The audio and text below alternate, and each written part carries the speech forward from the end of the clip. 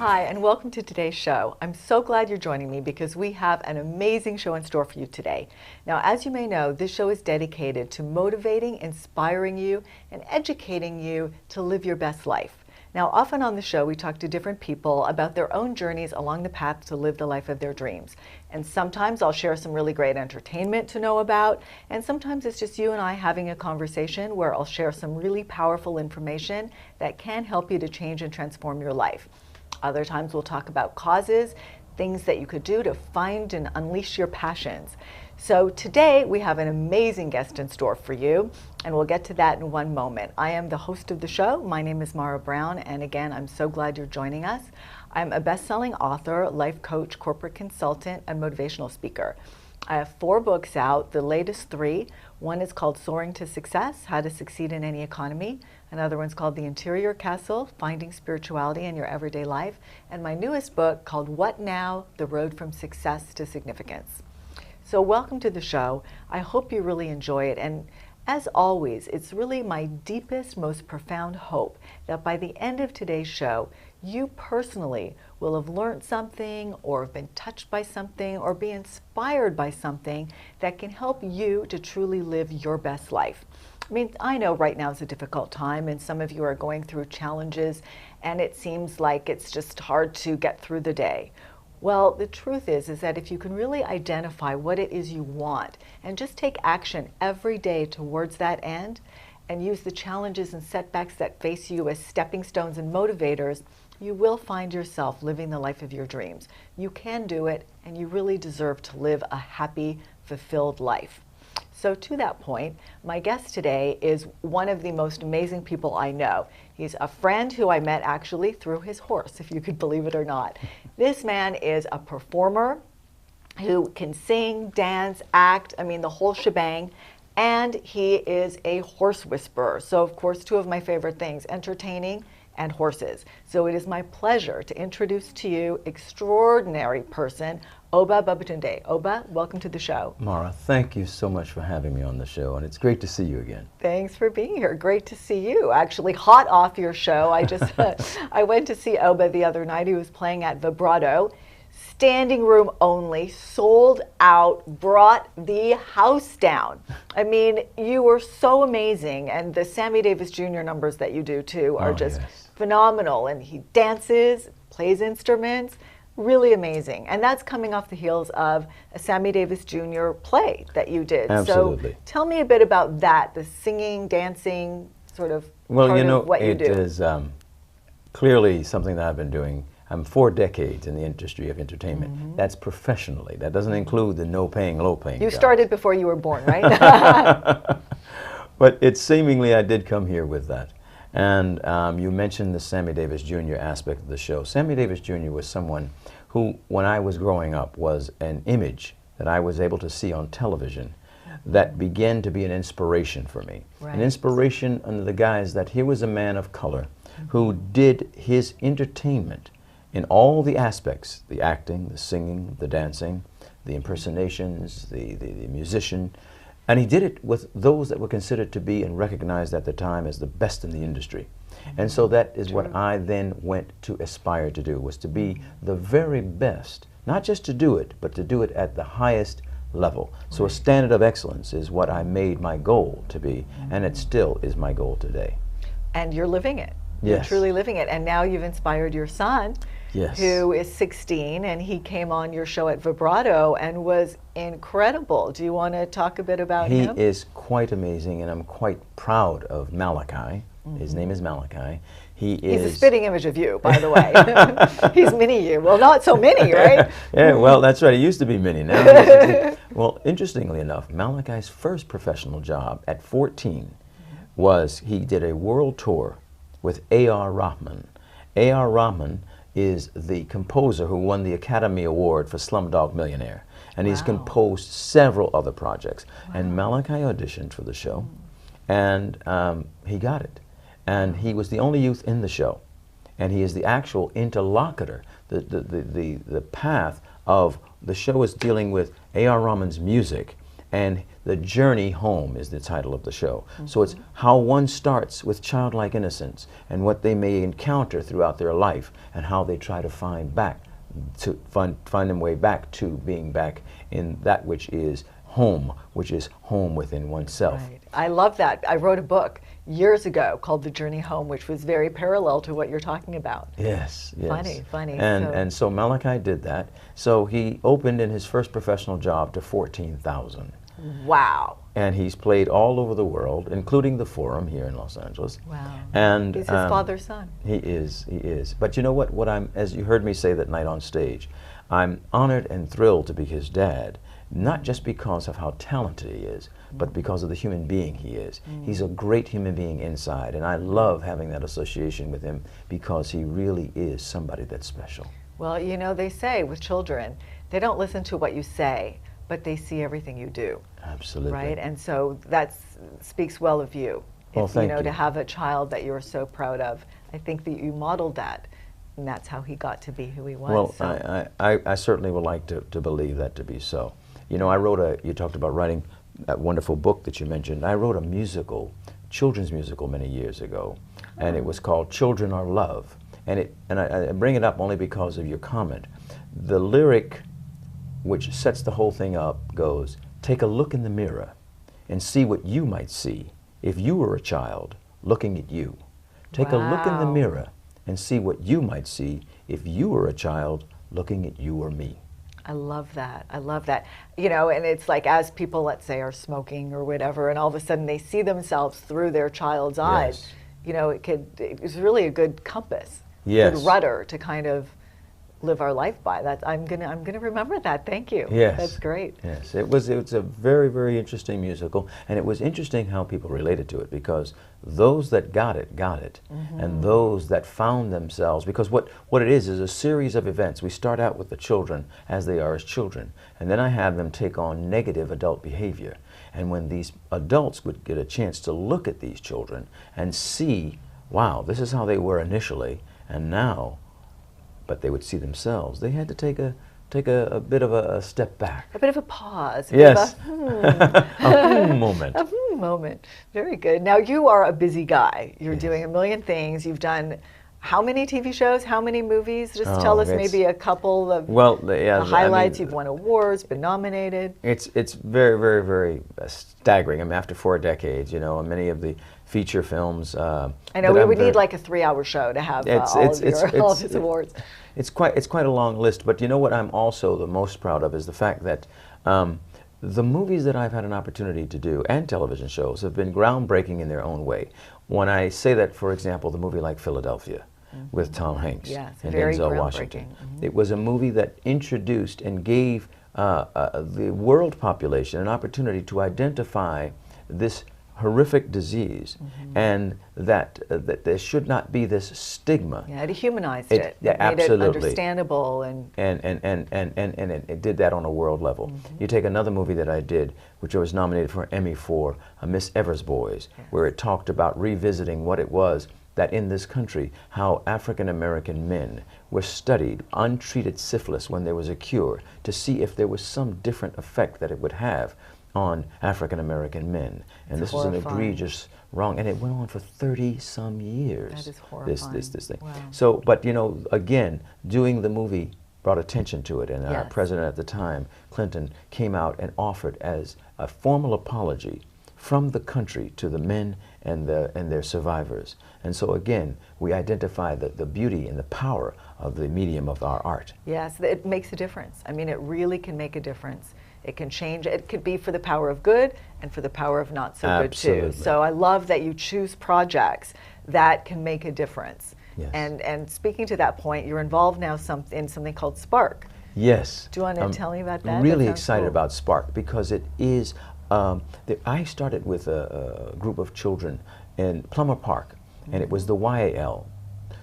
And they had a company, Kathy McCauley, who is the orator of this program, Spark. She called me in and said, Obba, I need a choreographer. My choreographer's left, and I'm left high and dry without a choreographer. I came in, and we began to then work with these young people that are so phenomenal, right here in West Hollywood. Right here in West Hollywood. And yeah, right here. Right here. And what happened was we were working out of Fiesta Hall in Plummer Park.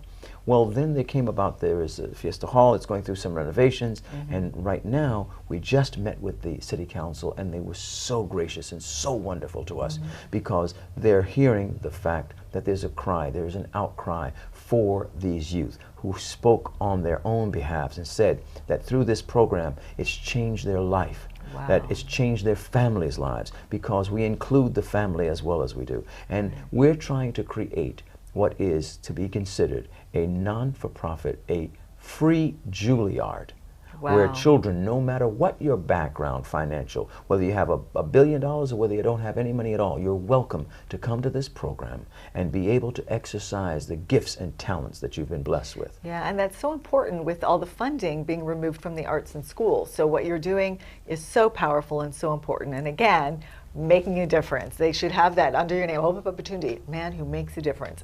And not only to humans, right? You make a difference to horses. Yes. And I'm a big fan of horses, as regular viewers of the show will know. And in fact, as I said at the beginning of the show, I met your horse before I met you, and that's how we became friends. That's true. And not only did we become friends, but we got to work on something together. So you are known as a horse whisperer. Yes. You take troubled horses and you help them, and you actually, it's kind of like Cesar Millan, where it's really kind of about the person. Absolutely, absolutely. That gets reflected in the horse. And so you did a pilot called Horse Talk. Yes, I did. So tell me a bit about that. Well, it's a wonderful show called Horse Talk, and it deals with all the aspects of the different usages that horses have and how they play different parts in people's lives. Right. And so we did with dentistry and how one deals with thinking about this horse and how it has dental needs. We did one where we did with children who have special needs, and it's a very touching and moving show where you get an opportunity to see children who may not have ever had known movement on their own, and once they get on a horse, I mean, we put them on the horse backward, and he's riding. For Johnny, he's doing trick riding, but we know it's therapy, and it's exercising his back in a way. So, and we talk about how these horses know when they have that child there, and how gentle they are, and how kind they are. And we just deal with all the different aspects of horses. And I always say, if people bring me a horse that they say the horse has a problem, I don't identify it as a problem, I identify it as a challenge. And it's usually because of the human. Of the human person, absolutely. So we have a clip, a little clip of that show. Do you want to set it up? First clip we're going to see? Yes. Well, in this clip, which you'll get an opportunity to see, it's the opening of the show, Horse Talk. And you get an opportunity to see me in the environment with the horses. Okay, so let's roll the clip. Enjoy. The talents of Obba Babatunde, renowned actor, singer, dancer, doesn't end in the field of entertainment. As host of Horse Talk, Obba demonstrates a mastery of craft rarely seen in modern times. The primary goal as a horse person is safety. Reaching into the minds and hearts of horses and horse owners, through the use of horse whispering techniques, Obba connects, counsels, communicates, and ultimately unveils the secret mysteries of horses. Join Obba, Academy Award winner Morgan Freeman, Grey's Anatomy's Jim Pickens Jr., and other celebrity guests, and a host of experts, as they journey through an odyssey that extends the wonderful world of horses. Wow, Obba, that was beautiful. That was beautiful. And I also had some fun with this, with you, and you, I participated in this show. It was so much fun. What a beautiful, beautiful way to spend some time. So thank you for allowing me to participate in that. And I think we have a clip of that too. Yes, we do. Right? Let's take a look at that. Okay. In the words of Benjamin Franklin, for want of a nail, a shoe was lost. For want of a shoe, the horse was lost. And for want of a horse, the rider was overtaken. Obba explains this truth to inexperienced horse owner Mara Brown. Hey. Thank you so much for coming. Oh, it's a pleasure. It's a pleasure. Did you find the place okay? Oh, yeah. Actually, your directions were pretty good. Oh, good. Well, this is Black Beauty. Black Beauty, this is Obba. Black Beauty. And what's Black Beauty's challenge? Well, lately when we've been writing, he's tripping sometimes. He trips in, it's not all the time, but it's some of the time, so I'm a little worried. Have you had a vet check him out? I have, and he said he's structurally sound. He doesn't see the problem. In an effort to identify the possible cause of Black Beauty's tripping, Obba takes Beauty to an open field and begins to lunge him. He watches to see if the horse favors any particular foot, which would indicate a potential health issue.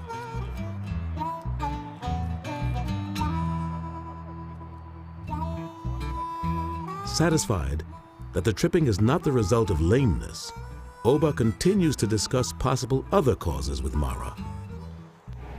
When is the last time you had Black Beauty shot? Maybe about 8 or 9 weeks ago, I think. You know, that could be the problem. Oh, really? Most horses come due for shoes between 6 and 8 weeks. Oh, really? So I would have my furrier take a look at him, come out between 6 and 8 weeks, and also, you know, tell him that he's tripping. They might also be able to square that toe off in the front a little bit, help him to turn over a little bit faster. And that's all it could be? Is just that? It could be that simple. Oh, that would be amazing. We'd be so relieved. Thank you so much, Obba. It's a pleasure. Mwah.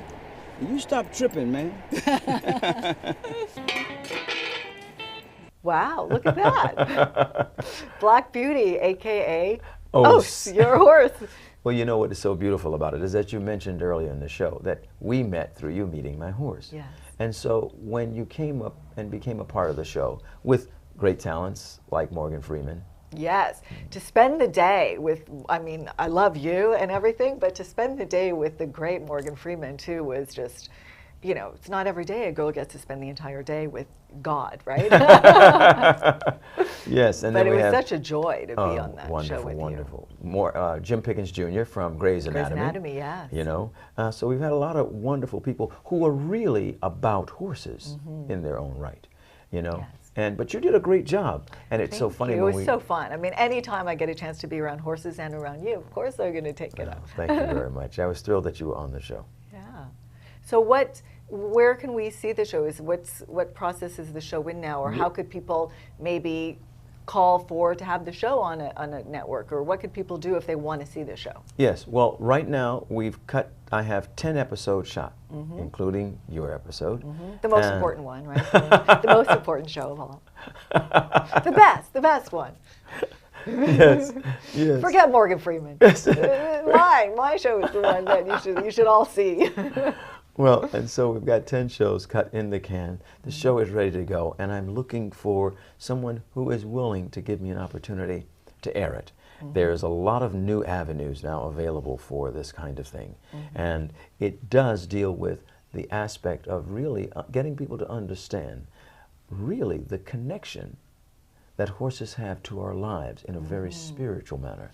Yes. In fact, you know, we taped a show previous, and it was all about saving the horses. And I talked about how I believe that horses are incredibly spiritual, that they are emotional, that they are so connected to us. And, you know, the show was talking about how these horses are now being basically rounded up and sold for slaughter. Yeah. And so that whole show is about how we can prevent that and how people could take action.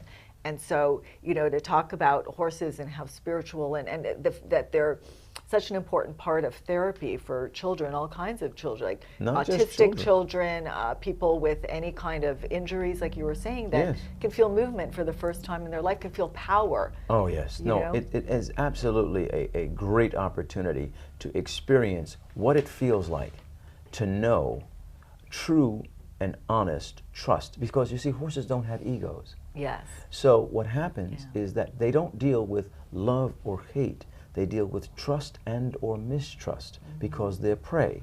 And how you develop the trust from that animal is by investment of time and consistency of behavior. Right, not by giving them carrots, right? Not Which is by giving something them that carrots. most people don't know. Most people think, oh, I'm going to give my horse a carrot, it'll follow me around. It loves me. But you say no, that's really No. not the case. No, no, no, absolutely not. As a matter of fact, you can't anthropomorphize the creature.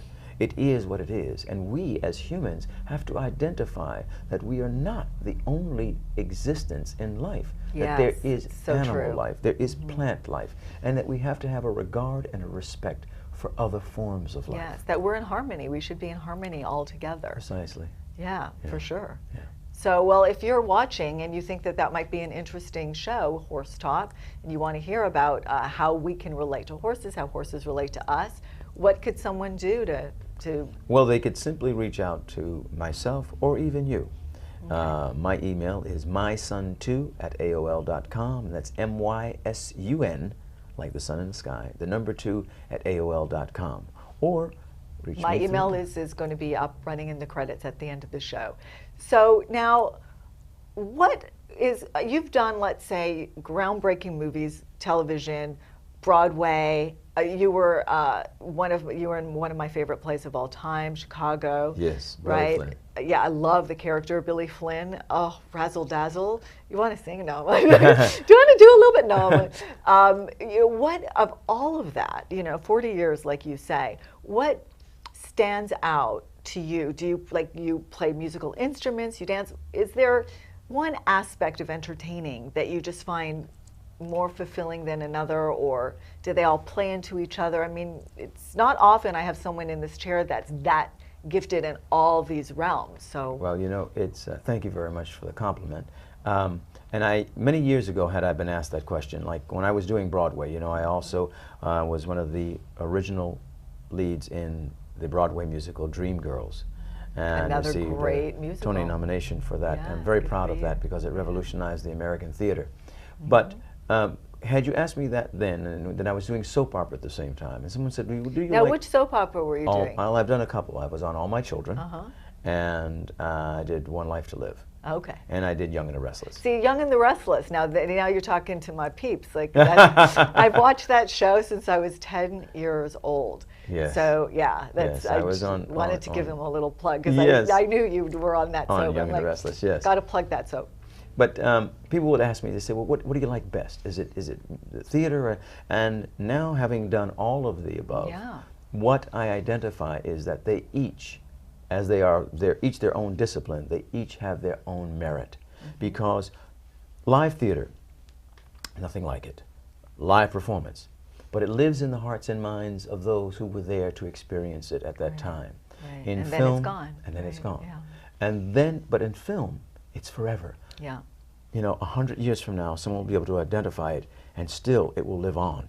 I now have people who I've not met personally, but have a relationship with through the work that I've done because they've been able to see it in film and on television. Right. So each has its own merit, Merits. and each is one that I cherish because at the end of the day, either you're going to work at the highest level or you're not. And people will say to me, "Well, I'm just doing a low-budget feature now." And I ask them, "Are you doing low-budget work in it?" Right, exactly. You always want to bring your A game. Always want to bring Absolutely. your A game. Absolutely. Now, you're very committed to the youth, right? Yes. With the spark you're working on. So to the kids that might be watching, to somebody young who might be watching who wants to be an entertainer, it's a tough industry sometimes. So what would you say to them to motivate and inspire them?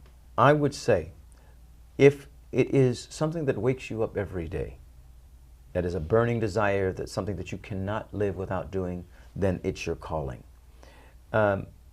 Please understand and identify that, like with everything else in life, that it's about your willingness to invest in and believe in yourself. Firstly, learn the craft, whichever it is. Learn the craft, because to the degree that you learn it is to the degree that you're going to be able to execute it at its best. I identify it like this. You have a piggy bank. That piggy bank, you put your name on it. You can put nickels, dimes, and quarters and pennies into that and dollars, and eventually it reaches its capacity. And when it does, the smallest denomination can break it open. And then you have the residual of your investment. That's what your career is like. You go forward. Everything. People have said to me, "I just want to get where you are." I said, "Where am I? I'm right here." There is no pious position. There is no ultimate job, because at the end of that, you have to get the next one.